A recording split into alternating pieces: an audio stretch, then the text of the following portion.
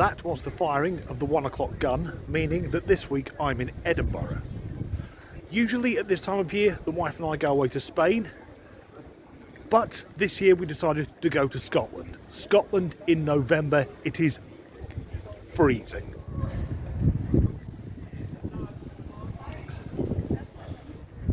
The 1 o'clock gun, which is fired every day other than Sundays, Good Friday and Christmas Day, since 1861 to allow sailors to set their watches.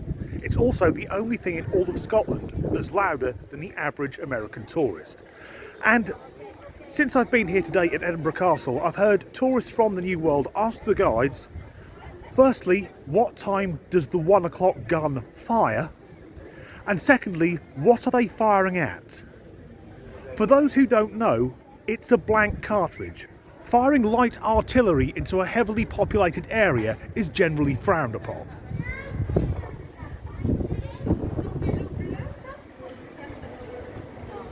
This is actually my first time in Scotland and the place is absolutely stunning. Now, I know for some people watching abroad, the makeup of this part of the world can be a little confusing. Scotland is a separate country to England, but if you take England, Scotland and Wales and put them together, that forms Great Britain. Add on Northern Ireland, then you have the United Kingdom, and of course Northern Ireland is a separate country to the Republic of Ireland, no matter what the Catholics say.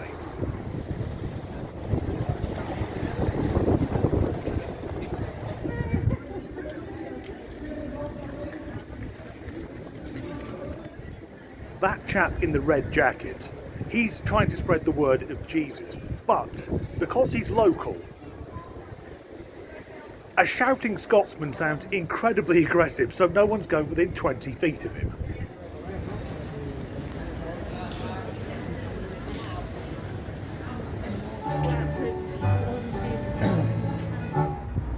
Edinburgh is Scotland's capital city, and like all capital cities, it's heavily dependent on tourism. Therefore, the streets are lined with tat. You could be forgiven for thinking that the only reason people come to Scotland is because they need to stock up on haggis, whiskey, kilts and shortbread. But the place is absolutely stunning. Most of it is stunning. Not this bit. This bit's shit. It looks like where you'd come to get mugged.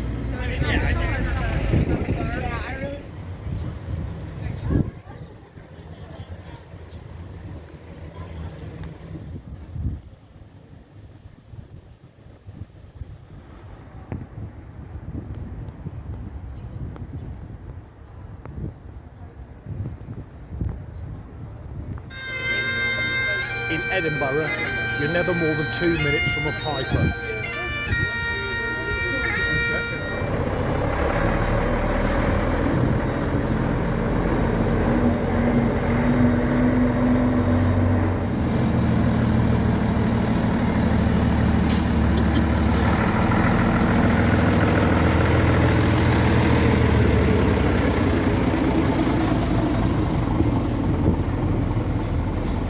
Castle battlements if the castle is in danger. The drummer boy's ghost was first seen in 1650 when Oliver Cromwell attacked Edinburgh.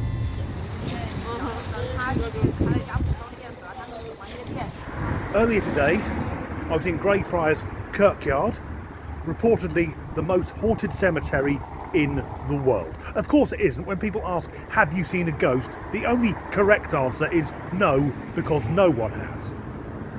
But we saw one of these. That's a mort safe placed over a grave, and many people think they were put there to stop the dead coming back to life, possibly as vampires.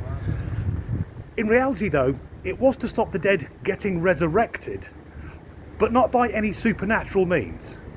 It was to stop the resurrection men, better known as grave robbers.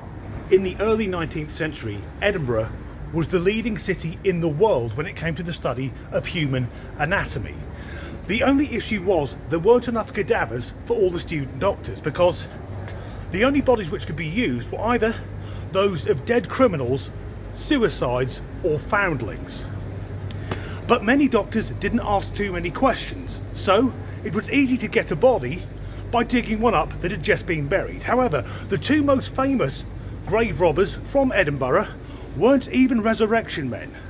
They were murderers, William Burke and William Hare. Burke and Hare were two Irishmen who'd moved to Edinburgh. Hare ran a boarding house, and one night one of his guests died. So he spoke to his friend William Burke on what they should do with the body, and they took it to a notorious doctor called Robert Knox. He paid them £7 for that body. At the time, that was the same as getting around 9 months' wages for the average man. But Burke and Hare, they didn't want to go around digging up bodies because they realised it was much easier to create their own. In 1828, over the course of 10 months, they murdered 16 people. Their method of murder was suffocation, so that the bodies had no sign of a struggle and they could get the most money for the cadavers. When they were caught, they turned on one another, with William Hare testifying against William Burke. Hare walked free and Burke was publicly hanged. History's fun, isn't it? Also in the kirkyard is this, an area not open to the public. It's the remains of what was effectively an open-air prison. Prison cells with no roofs open to the Scottish elements, where 1,200 prisoners were held for standing up to the Crown in defending their religious beliefs. It was overseen by Bloody George Mackenzie and was in effect the world's first concentration camp.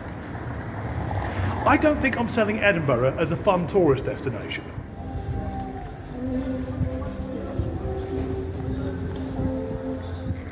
However, even though I have no belief in the paranormal or the supernatural because I don't have the IQ of a potato, I thoroughly enjoyed our trip on the Edinburgh Ghost Bus.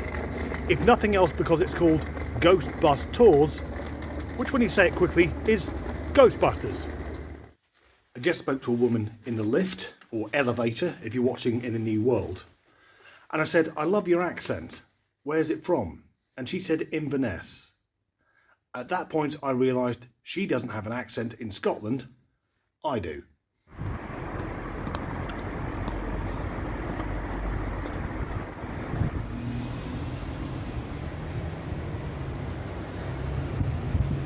A little known fact is that Vin Diesel was a surgeon.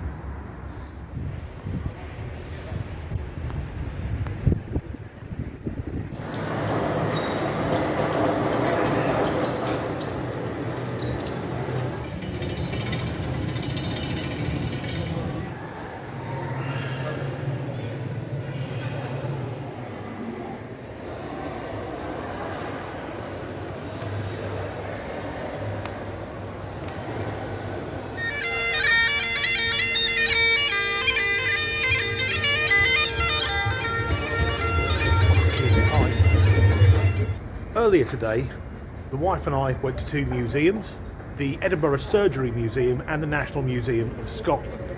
And in the former, the Surgery Museum, it's not permitted to take any photos or videos, and that is a fucking good thing. I wasn't sure what to expect, but it wasn't hundreds upon hundreds of body parts being displayed in glass jars. If I needed something to convince me that once I've shuffled off this mortal coil, not to donate my body to medical science, that was it. And I'd advise you to do the same, lest you have some strange desire that once you've passed on, you want your genitals cutting off to be displayed to all and sundry for millennia. And as someone with several tattoos, once I've joined the choir invisible, I don't want my skin flayed off so I can become a type of art piece. The National Museum, that was pretty much what I'd expected. A very large building full of fascinating exhibits, none of which are a patch on anything in London. And now, I'm at the National Gallery.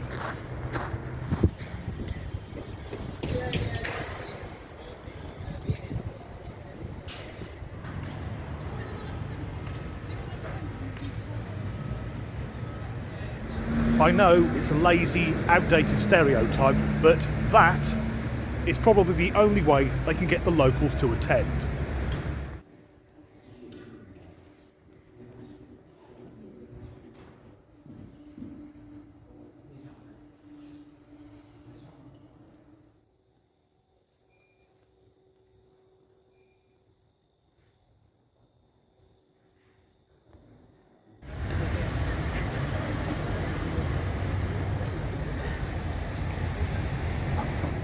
The National Gallery was very good. I didn't take many videos because I thought that would look rather suspicious. A man on his own making a note of where all the various artworks are stored. But something that struck me was a notice on the wall saying words to the effect of, the National Gallery is reviewing its collection because we are committed to promoting diversity and inclusivity. Normally, I'd say that was a good thing, but almost every art piece in that gallery is 100, if not hundreds of years old, and almost all of them were created by British, Irish and European artists.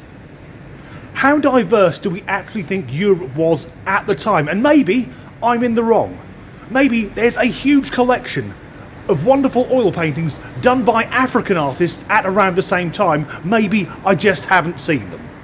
So during the centuries, when the primary way of recording something visually was oil on canvas, I'm doubting that at least in Northern Europe, there weren't that many transgender, polyamorous, pansexual people of colour to be painted. History is there to be studied and learned from, not to be rewritten because it doesn't fit in with today's values and standards.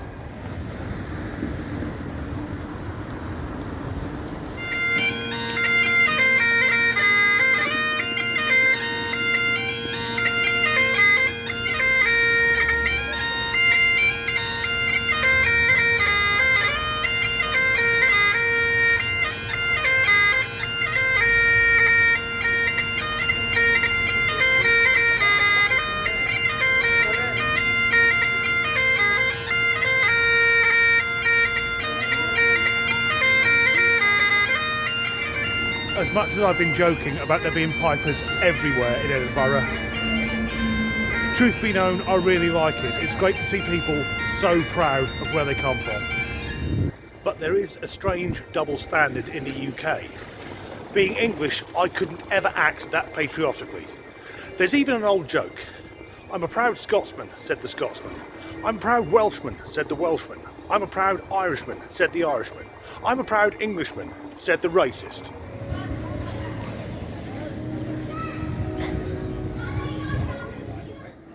But back in the 17th century, the 1600s, this is where the Scottish Parliament sat. Last night in Edinburgh, and outside there's a group of drunken heroin addicts kicking off at each other. So I feel like I've seen that part of Scotland. It's my last night in Edinburgh. I've absolutely loved it. It's a beautiful city, beautiful people, but there is a fly in the ointment. And as an Englishman, there's a stereotype of the Scots being a bit heroin-y, like Trainspotting may have been a documentary. And the city's beautiful, the people have been great, but tonight, on my way to get a takeaway, I was grabbed by a guy out of his mind on smack, grabbed my coat, and I think he was saying, "Are you the guy? Are you the guy?" To which another smackhead pulled him away and said, "This isn't the man." To which the initial smackhead went, "Oh mate, you're right, you're right." So I went into the pizza takeaway. I'm recording this now that I'm back in England.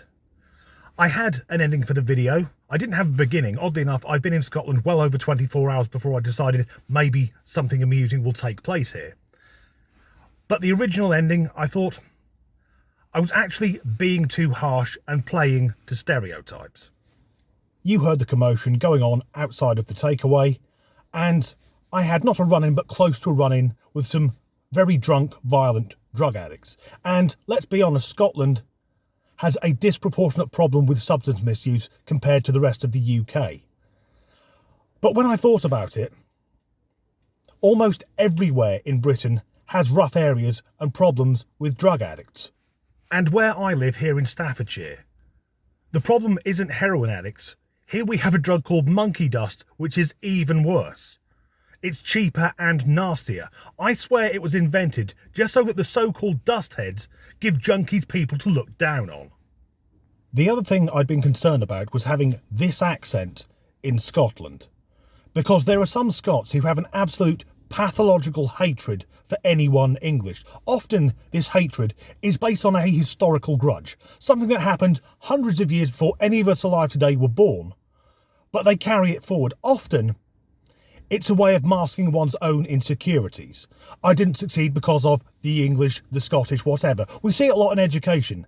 People saying, well, I didn't do well at school because of X, Y, Z. And that may be true, but it also may be the reason the person didn't do well at school is because they're lazy and or thick as fuck. Driving back, I realised that the only Scots who I've met in person with this absolute hatred towards the English, all of them to a man, live in England. So they're proud Scots, they're proud to be Scottish, they're proud to be from Scotland, but not quite fucking proud enough to live there. So in conclusion, Scotland is beautiful. I had a great time in Edinburgh. I will be going back, just probably not in winter again. I'll go there when the pavements don't need to be gritted. But the real star of the weekend is the Audi. Scotland and back on 2/3 of a tank. As ever, thanks for watching.